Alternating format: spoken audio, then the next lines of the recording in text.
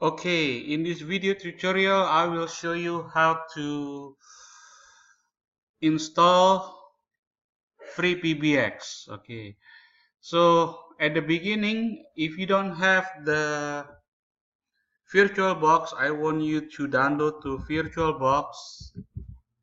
Okay, go to this website.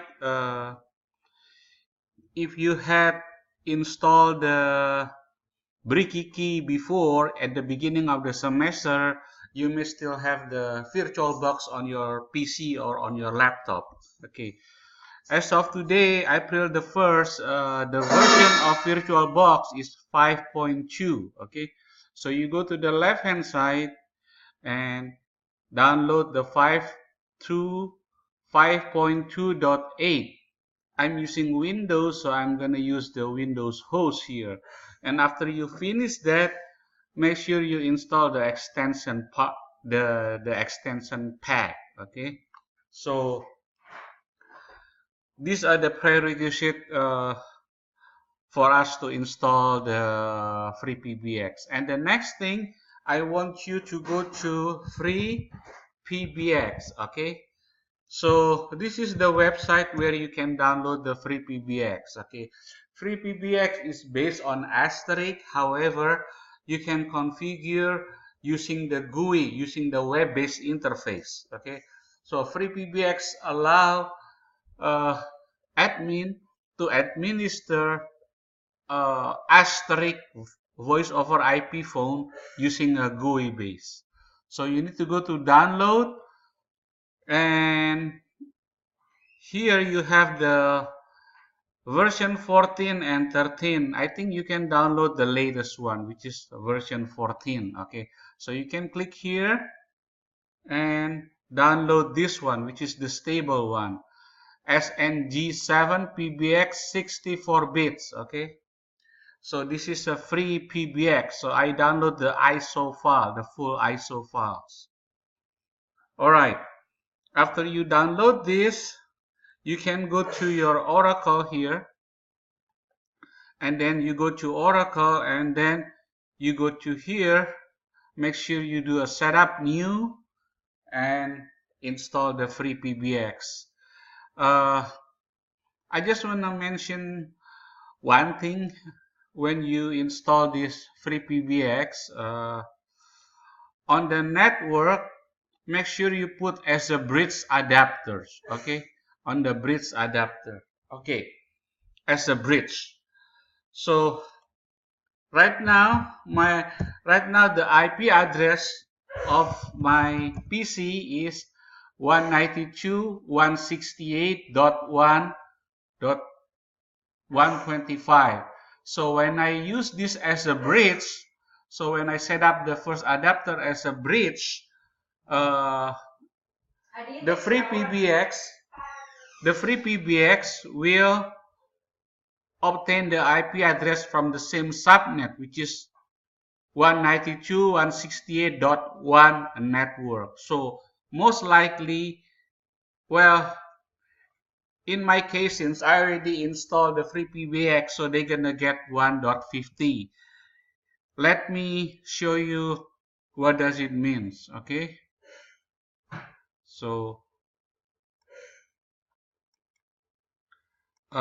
here we go. Okay, when I log in this one, see, my FreePbx is 192.168.1.150. So my FreePbx server is in the same subnet as my host PC. Okay, so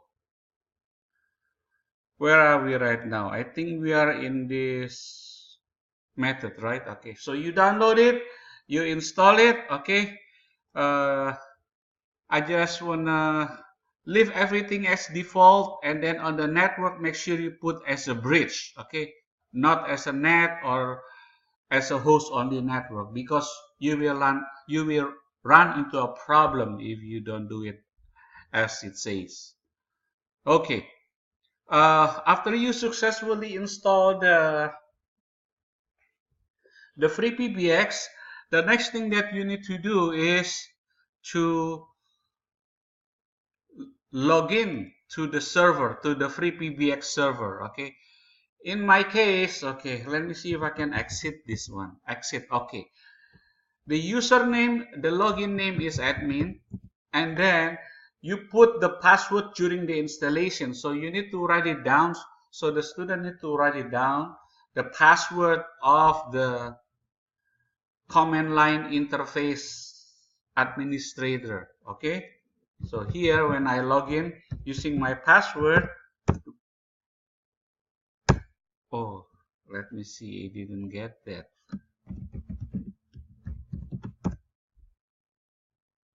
Don't get this? Okay, let me see, admin, and then there. Am I login incorrect? Okay, let me see. So here I'm having trouble to login in. So admin. Okay, is incorrect. Let me pause the video. Okay. Okay, I think I forget here. The login is called root. The login is root, and this is my password. Okay, so remember that, because if you don't write it down correctly, oh, still doesn't happen. So let me see again.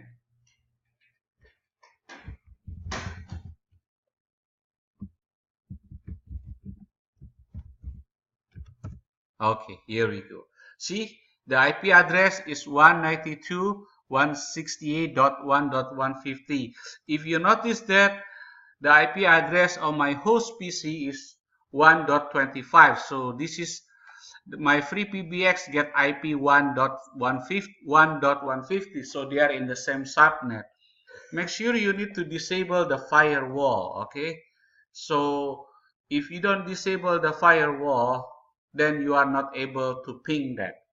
So here, let me see, I'm going to ping 192.168.1.150. Okay, boom, there we go.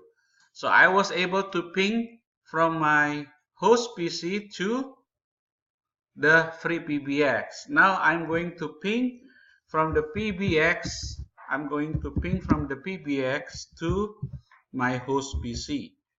This is very important because if you cannot ping each other, that means you need to solve this problem before you even proceed to the next step.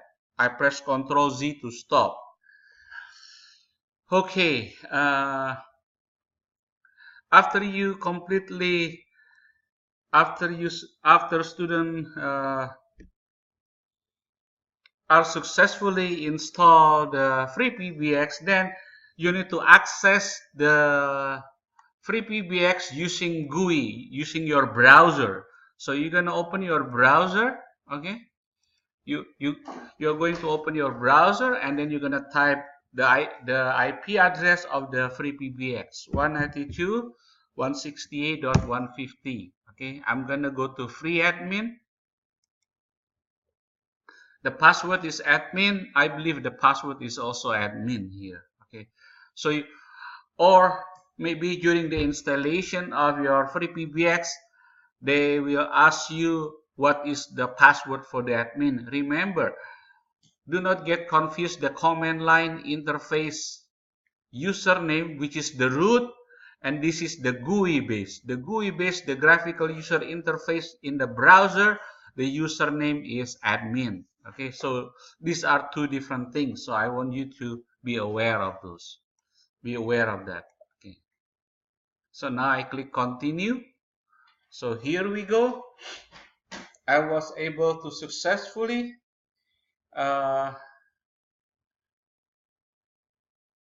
install the FreePbx. Okay. After you successfully install the FreePbx, you need to go to application and then extension. Okay. Under okay, you go to application and extension, then you need to create an extension. Okay. In this case, I'm gonna create a new user, which is 1005. Okay, how you do that? Well, let's say that I'm gonna create another new one. I'm gonna add. I'm gonna enter pjzips. Okay, I'm going to enter no, yeah, PJC, and then I'm going to use the extension 1006. Okay, the display name is 1006. The password, I just want to put a simple password because when I install the Zoiper or my cell phone, I can install them successfully. Pretty easy because this is just an experiment. Then I'm gonna click submit. Boom, there we go. Okay. Make sure you do apply configuration. Okay.